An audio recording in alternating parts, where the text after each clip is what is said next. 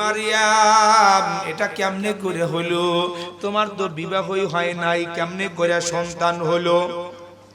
আরে বিয়ে ছাড়া কি সন্তান হয়? কেমনে করে হলো? তার কওমের লোকেরা এবার তাকে ধরে বসলো।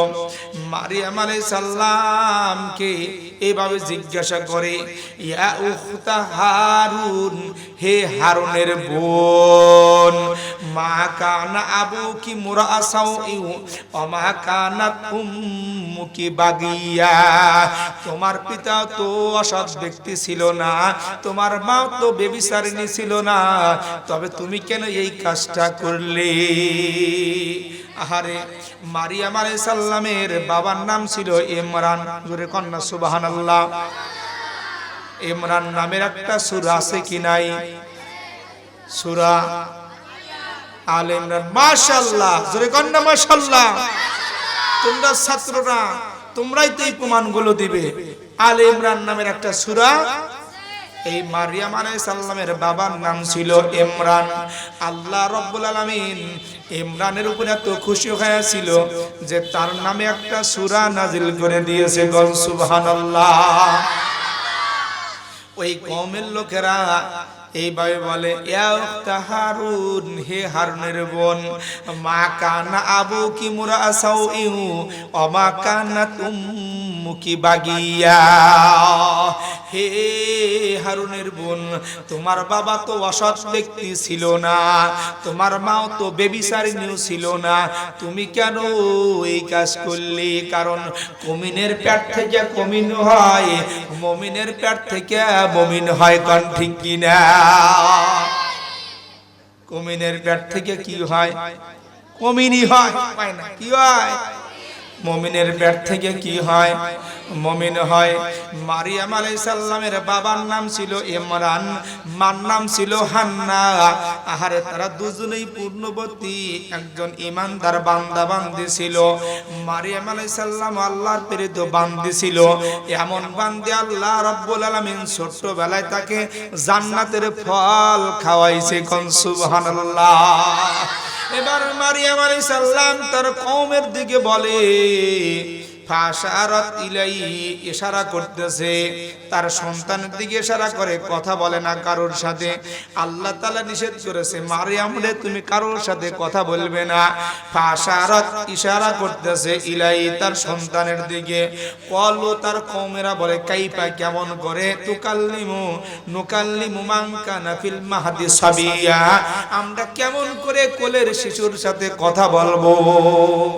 কেমন করে কোলের শিশুর সাথে কথা বলবো? কোলের শিশু কি কথা বলে? খালি কি কয়? ওয়া ওয়া কয় না? কথা কয় না, ওয়া ওয়া কয় না? কোলের শিশু কি কথা বলতে পারে? ওই কওমের লোকেরা বলতেছে, হে মারিয়াম, এই কোলের শিশুর সাথে আমরা কেমনে করে কথা বলবো? এ তো কোলের শিশু।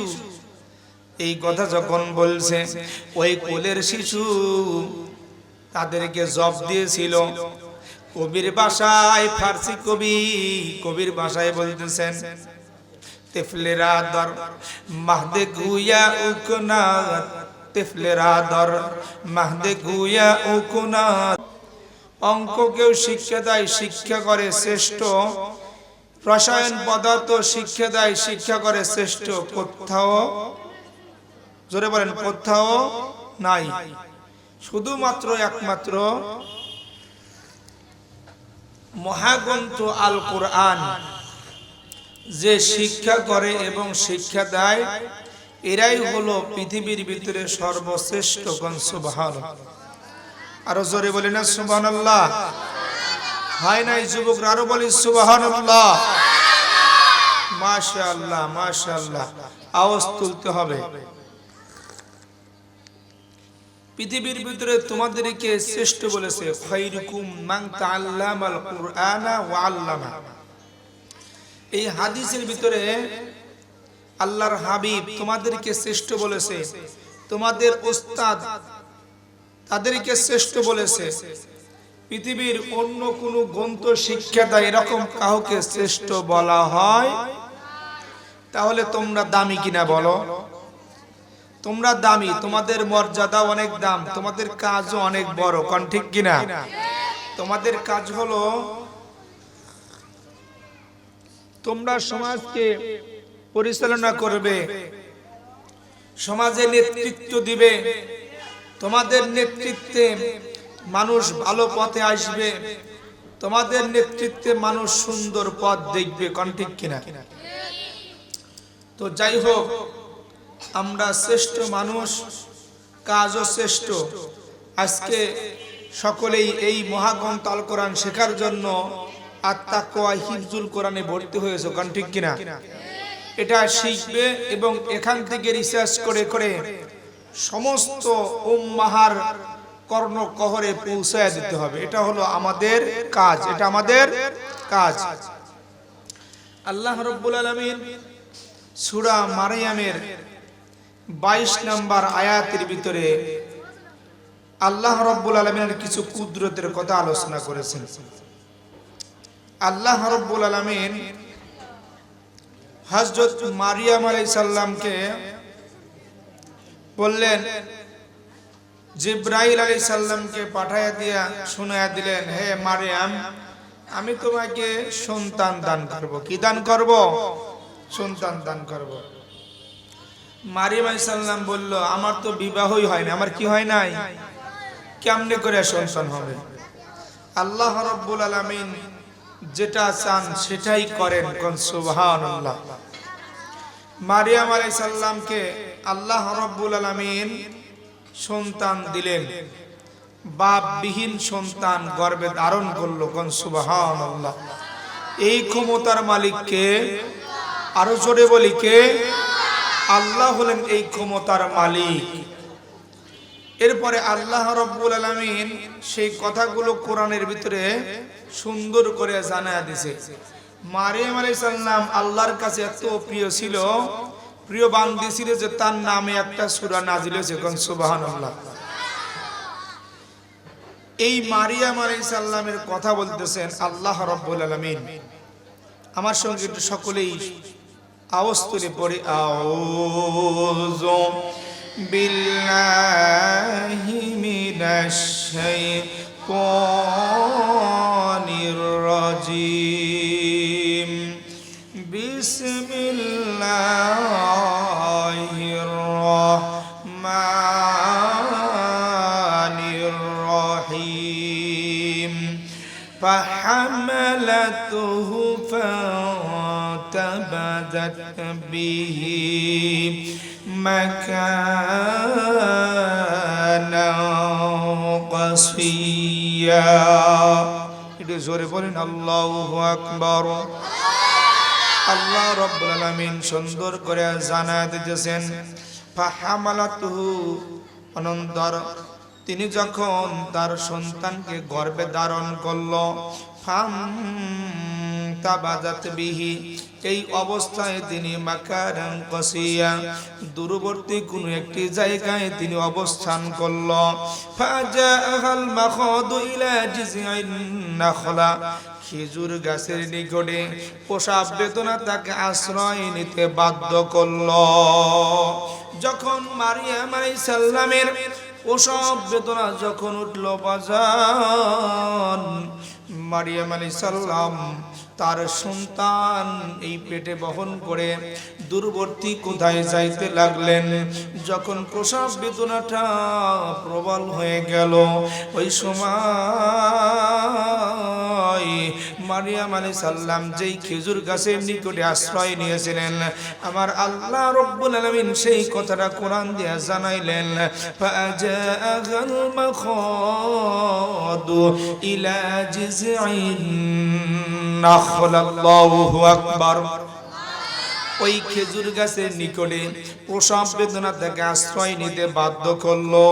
যখন মারিয়াম আলাইহিস সালাম খেজুর গাছের নিকটে আশ্রয় নিলেন, তিনি হতাশ হয়ে গেলেন, হায় রে হায়, আমার এই সন্তান যখন প্রসব করবে, প্রসব করার পরে এই সন্তান নিয়ে যখন আমি আমার কওমের নিকটে যাব, আমি কি জবাব দেব? আমাকে তো জিজ্ঞাসা করবে মারিয়াম কেমনে করে সন্তান হলো। মারিয়াম আলাইহিস সালাম এবার আল্লাহর দরবারে কেঁদে কেঁদে বলতে লাগলেন, ক্বালাত ইয়া লাইতানি মিতু ক্বাবলা হাযা ওয়া কুনতু নাসিয়াম মানসিয়া। মারিয়াম আলাইহিস সালাম এবার কেঁদে কেঁদে মৃত্যু কামনা করলো। হায় আফসোস, যদি আমার মৃত্যু হয়ে যেত, আমি যদি আমার কওমের তামাম মানুষের ভিতরের স্মৃতি থেকে যদি হারা যেতাম, তাহলে আমাকে কেউ জিজ্ঞাসাও করতো না, আমাকে কেউ কুটক্ত করতো না, আমাকে কেউ খারাপ মন্তব্য করতো না। কণ্ঠিকিরা মারিয়াম আলাইহিস সালাম মৃত্যু কামনা করলো। এ বাজার ফিতনার থেকে বাঁচার জন্য মৃত্যু কামনা করা জায়েজ আছে।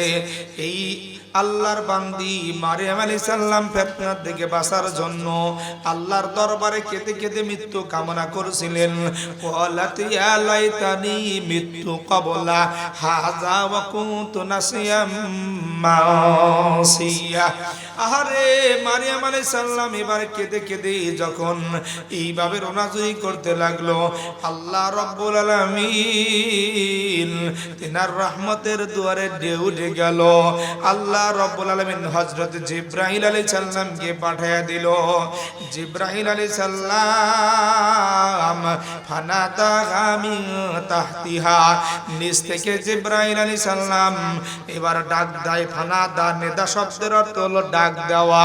ইব্রাহিম ওই আপনার মারিয়াম আলাইহিস সালামকে যখন ডাক দিল, এ মারিয়াম ফানাদাহা মিন তাহতিহা, আল্লাহ তাহজানি, আপনি বিষণ্ণ হবেন না, চিন্তিত হবেন না।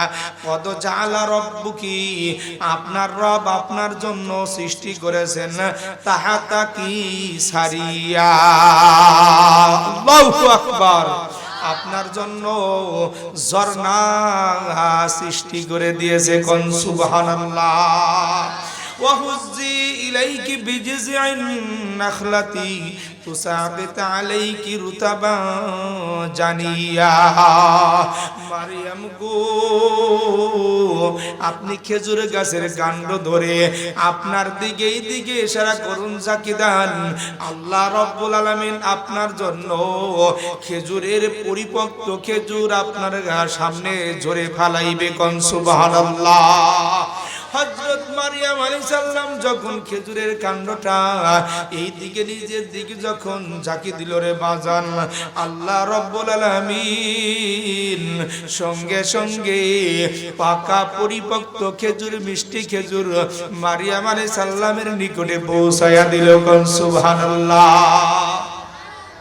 কারণ হলো যখন মারা প্রসব বেদনায় ডেলিভারি হয়, ওই সময় মাদের সেন্সটা হারায়া যায়, বড় কষ্টের ভিতরে থাকে। আল্লাহ রাব্বুল আলামিন মারিয়ামের এই দুর্বল শরীরকে সবল করার জন্য পানির ব্যবস্থা করে দিলেন, খাদ্যর ব্যবস্থা করে দিলেন। এবার আল্লাহ রাব্বুল আলামিন ডাক দিয়ে বলতেছে, মারিয়াম তোমার সামনে ঝর্ণার ব্যবস্থা করে দিয়েছি, তোমাকে আমি পানির ব্যবস্থা করে দিলাম, খেজুরের ব্যবস্থা করে দিলাম। এবার তুমি কি করো? ফাকুলি ওয়াশরাবি ওয়া কররি আইনা। আল্লাহু আকবার। ফাকুলি তুমি খাও, ওয়াশরাবি পান করো ওই ঝর্ণার পানি, ওয়া কররি আইনা তোমার চক্ষুকে তোমার সন্তান দেখে শীতল করো। কোন সুবহানাল্লাহ। যখন আমার মায়েরা প্রসব বেদনার পরে বড্ড কষ্টের ভিতরে থাকে রে বাজান, ওই সময় যখন মা যখন তার সন্তানের দিকে তাকায়, তাকানোর সঙ্গে সঙ্গে মাদের সমস্ত ক্লান্তিগুলো, সমস্ত কষ্টগুলো মুহূর্তের মধ্যে ভুলে যায়। আল্লাহ রাব্বুল আলামিন যখন মারিয়ামকে বলল, মারিয়াম রে তুমি এই খেজুর খাও, পানি পান করো তোমার কষ্ট দূর করার জন্য, ওয়াকরি আইনা তুমি তোমার সন্তানের দিকে তাকাও, তাকানোর সঙ্গে সঙ্গে তোমার চোখটা শীতল হয়ে যাবে, অন্তরটা প্রশান্তি লাভ করবে। গণ সুবহানাল্লাহ। ফাইম্মা তারাইন্না মিনাল বাশারি আহাদা, এ মারইয়াম যদি তোমাকে তোমার কোন লোকেরা জিজ্ঞাসা করে তখন তুমি তাদেরকে বলবে ফাকুলি ফাকুলি ইন্নী নাযারাতু লির-রহমানি সাওমা, তাদেরকে বলে দাও আমি আমার রহমানের নামে নজর করেছি, কথা না বলার রোজা রেখেছি। ফালান উকাল্লিমাল ইয়াওমা ইনসিয়া, আজ আমি কোনো কথাই বলবো না। আমরা তো নজর মানি বাবার নামে, কোন ঠিক কিনা? এই বাবার নামে নজর মানতেছে, মানত করে কি আমার যদি একটা সন্তান হয় মাজারে একটা খাসি দিয়া আসবো। নাউজুবিল্লাহ কোন, জোরে কোন না নাউজুবিল্লাহ। আল্লাহ তাআলা কোরআন দিয়া শিক্ষা দিতেছে, মারইয়াম রে ফাকুলি ইন্নী নাযারতু লির-রহমানি সাওমা, তুমি তোমার সমস্ত কওমের নিকটে বলবে আমি নজর মানছি ওই রহমানের নামে, কথা না বলা রোজা রেখেছি। গণ সুবহানাল্লাহ। মানত যদি মানতেই হয় আল্লাহর নামে মানত করতে হবে। আপনি যদি কোনো কিছুর মানত করেন ওই রবের নামে মানত করেন তাহলে আপনার মানতটা আল্লাহর দরবারে গ্রহণযোগ্য হবে। এবার মারিয়াম আলাইহিস সালামকে আল্লাহ তাআলা শিক্ষা দিলেন। মারিয়াম আলাইহিস সালাম পাহাতাত বিহি কওমাহা তাহমিলু, তার সন্তানকে সঙ্গে নিয়া, জোরে বলেন কাকে সঙ্গে নিয়া? তার সন্তান হযরত ঈসা আলাইহিস সালামকে সঙ্গে নিয়া ফাতাত বিহি কওমাহা তাহমিলু, তার কওমের নিকটে আগমন করলো। বলবেন কার নিকটে? তার কওমের নিকটে আগমন করলো। যখন কওমের নিকটে আগমন করলো এবার তামাম কওমের লোকজন মারিয়াম আলাইহিস সালামকে বলতেছেন ক্বালু ইয়া মারইয়াম লাকাদ জিতি শাইআন ফারিয়া, হে মারিয়াম এটা কেমনে করে হলো? তোমার তো বিবাহই হয় নাই, কেমনে করে সন্তান হলো? আরে বিয়ে ছাড়া কি সন্তান হয়? কেমনে করে হলো? তার কওমের লোকেরা এবার তাকে ধরে বসলো। মারিয়াম আলাইহিস সালামকে এভাবে জিজ্ঞাসা করে, ইয়া উখতা হারুন, হে হারুনের বোন, মা কানা আবুকি মুরাসাউ ওয়া মা কানাত উম্মুকি বাগিয়া, তোমার পিতা তো অসৎ ব্যক্তি ছিল না, তোমার মা তো ব্যভিচারিণী ছিল না, তবে তুমি কেন এই কাজটা করলে? আহারে, মারিয়াম আলাইহিস সালামের বাবার নাম ছিল ইমরান। জোরে কন্যা সুবহানাল্লাহ। ইমরান নামের একটা সূরা আছে কি নাই? সূরা আলে ইমরান। মাশাআল্লাহ, জোরে কন্যা মাশাআল্লাহ। তোমরা ছাত্ররা তোমরাই তো এই প্রমাণগুলো দিবে। আলে ইমরান নামের একটা সূরা। এই মারিয়াম আলাইহিস সালামের বাবার নাম ছিল ইমরান। আল্লাহ রাব্বুল আলামিন ইমরানের উপরে এত খুশি হয়েছিল যে তার নামে একটা সূরা নাজিল করে দিয়েছে। গণ সুবহানাল্লাহ। ওই কওমের লোকেরা এইভাবে বলে, ইয়া উখতা হারুন, হে হারুনের বোন, মা কানা আবুকি মুরাসাউ ওয়া মা কানাত উম্মুকি বাগিয়া, হে হারুনের বোন তোমার বাবা তো অসৎ ব্যক্তি ছিল না, তোমার মাও তো ব্যভিচারিণী ছিল না, তুমি কেন এই কাজ করলে? কারণ মুমিনের পেট থেকে মুমিন হয়, মুমিনের পেট থেকে মুমিন হয়। কোন ঠিক কিনা? মুমিনের পেট থেকে কি হয়? মুমিনই হয়, হয় না? কি হয়? মুমিনের পেট থেকে কি হয়? মুমিন হয়। মারিয়াম আলাইহিস সালামের বাবার নাম ছিল ইমরান, মার নাম ছিল হান্না। আহারে, তারা দুজনেই পূর্ণবতী একজন ঈমানদার বান্দা বান্দি ছিল। মারিয়াম আলাইহিস সালাম আল্লাহর প্রেরিত বান্দি ছিল। এমন বান্দি আল্লাহ রাব্বুল আলামিন ছোট্টবেলায় তাকে জান্নাতের ফল খাওয়াইছে। কোন সুবহানাল্লাহ। এবার মারিয়াম আলাইহিস সালাম তার কওমের দিকে বলে, ফাশারাত ইলাইহি ইশারা করতেছে, তার সন্তানের দিকে ইশারা করে, কথা বলে না কারোর সাথে। আল্লাহ তাআলা নিষেধ করেছে, মারইয়াম রে তুমি কারোর সাথে কথা বলবে না। ফাশারাত ইশারা করতেছে ইলাইহি তার সন্তানের দিকে। কলু তার কওমেরা বলে, কাইফা কেমন করে, নুকাল্লিমু মান কানা ফিল মাহদি সাবিয়া, আমরা কেমন করে কোলের শিশুর সাথে কথা বলবো, কেমন করে কোলের শিশুর সাথে কথা বলবো। কোলের শিশু কি কথা বলে? খালি কি কয়, ওয়া ওয়া কয় না, কথা কয় না, ওয়া ওয়া কয় না। কোলের শিশু কি কথা বলতে পারে? ওই কওমের লোকেরা বলতেছে, হে মারিয়াম, এই কোলের শিশুর সাথে আমরা কেমনে করে কথা বলবো, এ তো কোলের শিশু।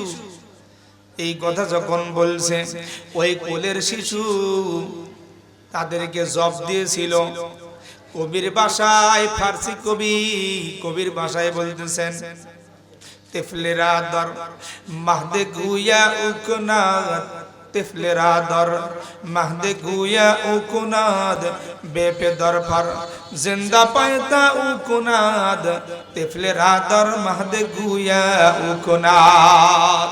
ওই আল্লাহর ক্ষমতা তো পিতাহীন সন্তান দান করেন, কোন সুবহানাল্লাহ। কোলের শিশুকে আল্লাহ রাব্বুল আলামিন দোলনার শিশুকেও কথা বলান, কোন সুবহানাল্লাহ। এবার আল্লাহ রাব্বুল আলামিন কোরআন দিয়ে জানায়া দিতেছে, ওই দোলনার শিশু কত সুন্দর করে কথা বলছিল। ওয়ালা ইন্নী আবদুল্লাহ আতানিয়াল কিতাবা ওয়া জাআলানি নাবিয়্যা। আল্লাহু আকবার। এই ঈসা নবী বলতেছে, ওয়ালা ইন্নী আবদুল্লাহ, আমি হলাম আল্লাহর বান্দা। সুবহানাল্লাহ। কোলের শিশু যে সময় ওয়া ওয়া করার কথা, সেই সময় কোলের শিশু কথা বলতেছে, আমি হলাম আল্লাহর বান্দা। আতানিয়াল কিতাব, আল্লাহ রাব্বুল আলামিন আমাকে কিতাব দান করেছে। ওয়া জাআলানি নাবিয়্যা, আবার নবী কইরাও আল্লাহ তাআলা আমাকে দুনিয়ায় পাঠাইছে। নারায়ে তাকবীর, লিল্লাহি তাকবীর। আল্লাহর ক্ষমতা আছে কি নাই? আরে জোরে বলেন, আল্লাহর ক্ষমতা আছে কি নাই? আল্লাহ রাব্বুল আলামিনের ক্ষমতা আছে। তাই কবি বারবার বলছেন, বেপে দরফার জিন্দা পায়দা উকুনাদ, তিফলের আতার মাহদে গুয়া উকুনাদ।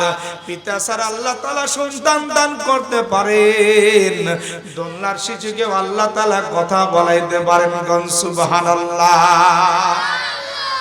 হযরত ঈসা আলাইহিস সালাম যখন ধীরে ধীরে একটু বড় হতে লাগলো, দোলনার ভিতরে শুয়ে শুয়ে ঈসা নবী তাওরাত কিতাব তিলাওয়াত করে। কোন কিতাব? তাওরাত কিতাব তিলাওয়াত করে। এখনো পর্যন্ত ইনজিল কিতাব নাজিল হয় নাই। মুসা নবীর তাওরাত কিতাব ছোট্টবেলায় তিলাওয়াত করে। বনি ইসরাইলরা এই দোলনার চতুর্দিকে বসে বসে তার তিলাওয়াত শুনে, কোন সুবহানাল্লাহ। আরে তোমরা যদি বাড়িতে যাও, এই ছেলেরা তোমরা যদি বাড়িতে যাও, তাহলে যদি তিলাওয়াত করে, তোমাদের মা, তোমাদের বোন, বাবা চতুর্দিকে বসে শুনে না তিলাওয়াত? আমার খোকা কত সুন্দর করে তিলাওয়াত করতেছে, কোন ঠিক কিনা? এই বনি ইসরাইলরা এই ঈসা নবী দোলনার ভিতর থেকে তাওরাত কিতাব যখন তিলাওয়াত করছে, শুনাইছে বাণীগুলো, তখন সমস্ত বনি ইসরাইলরা চতুর্দিকে বসে বসে সেই তাওরাত কিতাব শুনছে। সুবহানাল্লাহ। ধীরে ধীরে যখন ঈসা নবী বড় হয়ে গেল, কি হয়ে গেল? বড় হয়ে গেল। আল্লাহ রাব্বুল আলামিন ডাক দিয়ে বলে, ঈসা রে, এই ঈসা বসে থাকার সময় নাই, এবার তোমাকে দাওয়াতের কাজ চালাইতে হবে। লা ইলাহা ইল্লাল্লাহ ঈসা রুহুল্লাহ, এই কালেমার দাওয়াত লাগাও, কালেমার দাওয়াত লাগাও। ঈসা আলাইহিস সালাম এবার কালেমার দাওয়াত দেওয়ার জন্য বের হলেন। ফিকির করা শুরু করলো, কেমনে করে দাওয়াত দেই, কিভাবে দাওয়াত দেব, সর্বপ্রথম কাদের দাওয়াত দেব। এভাবে চিন্তা ফিকির করতে করতে তিনি সর্বপ্রথম টার্গেট করলেন, শহরের মানুষদেরকে আগে দাওয়াত করব। কাদেরকে দাওয়াত করবে? শহরের মানুষদেরকে দাওয়াত করব, কারণ শহরের মানুষরা বড় শিক্ষিত। কি শিক্ষিত? এরা বড় জ্ঞানী। জ্ঞানী ব্যক্তিদেরকে যদি দাওয়াত দেই, তাহলে খুব তাড়াতাড়ি করে তারা আমার দাওয়াত গ্রহণ করবে।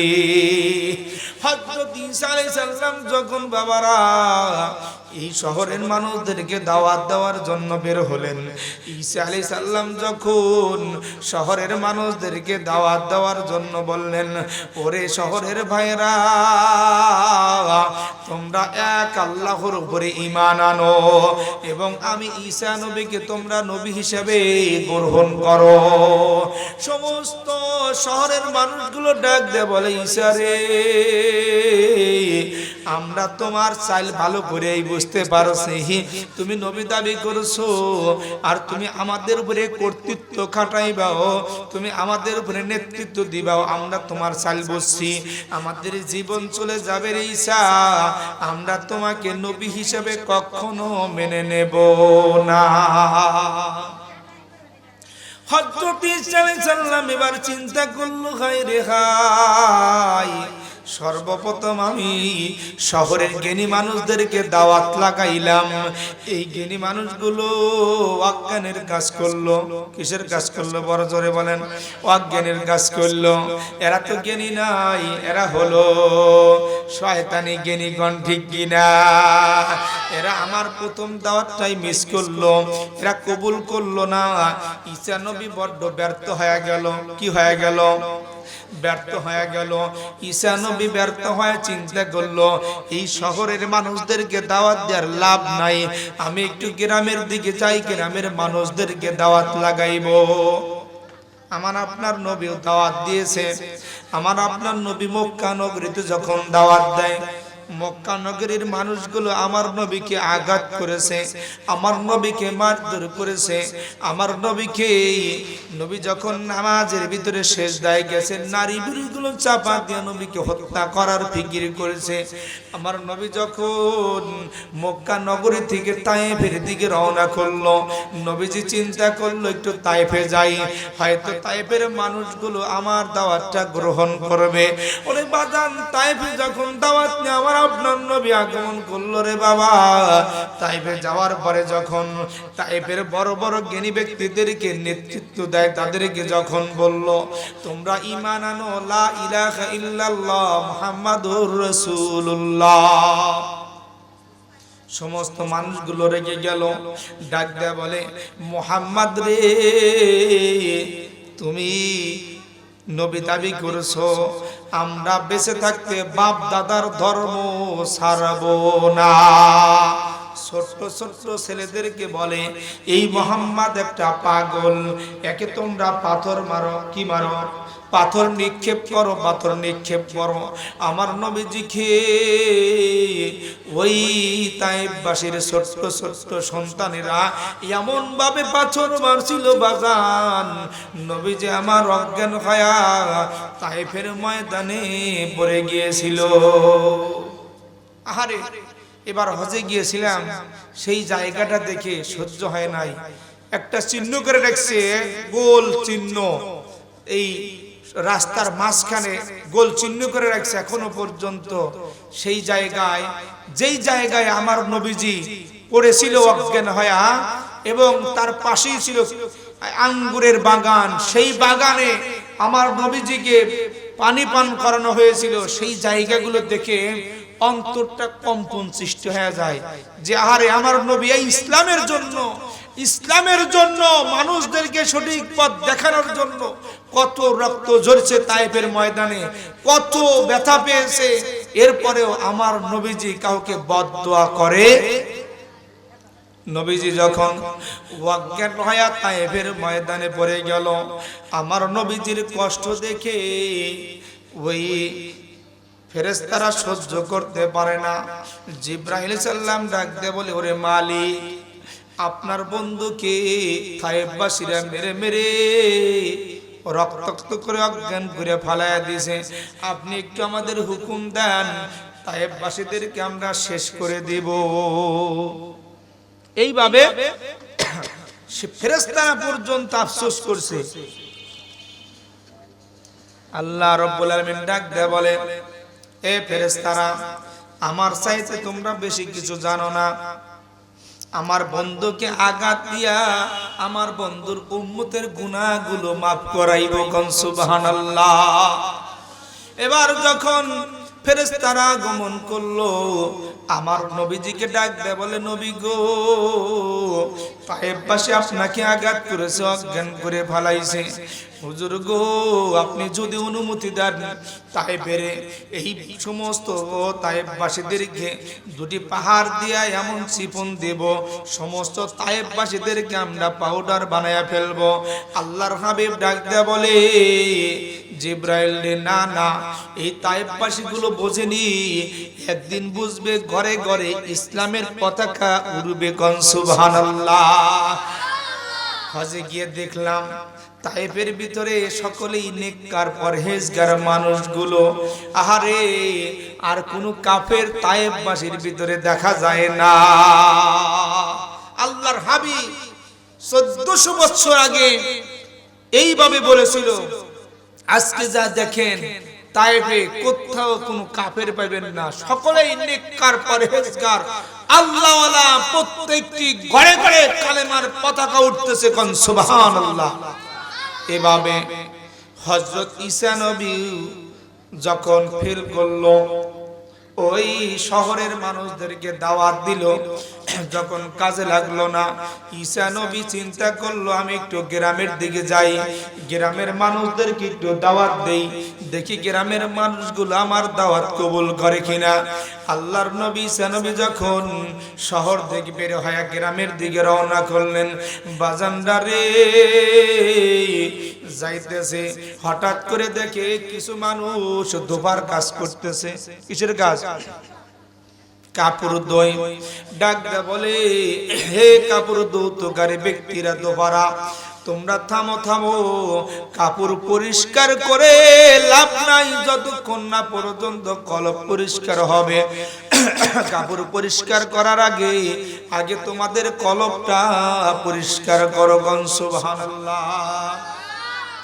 যখন ঈসা নবী ওই সমস্ত মানুষদেরকে ডাক দিয়ে বলল, সমস্ত দোপারা ডাক দিয়ে বলে, হুজুর গো, আল্লাহর নবী, আমরা তো কাপড় পরিষ্কারের নিয়ম জানি, সাবান দিয়ে পরিষ্কার করতে হয়, কিন্তু কলব কি দিয়ে পরিষ্কার করতে হয় এটা তো আমরা জানি না।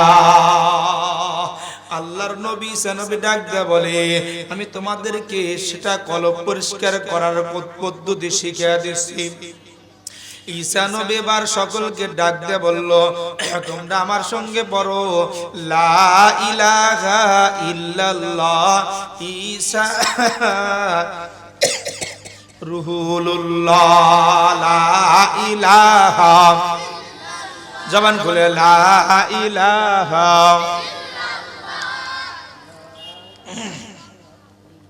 ইল্লাল্লাহ, লা ইলাহা, লা ইলাহা ইল্লাল্লাহু মুহাম্মাদুর রাসূলুল্লাহ সাল্লাল্লাহু আলাইহি ওয়াসাল্লাম। এবার ঈসা নবী তাদেরকে শিক্ষা দিলেন, তোমরা পড়ো, লা ইলাহা ইল্লাল্লাহ ঈসা রুহুল্লাহ। সমস্ত মানুষগুলো এই কালেমা পড়লো, পড়ার সঙ্গে সঙ্গে আল্লাহ রাব্বুল আলামিন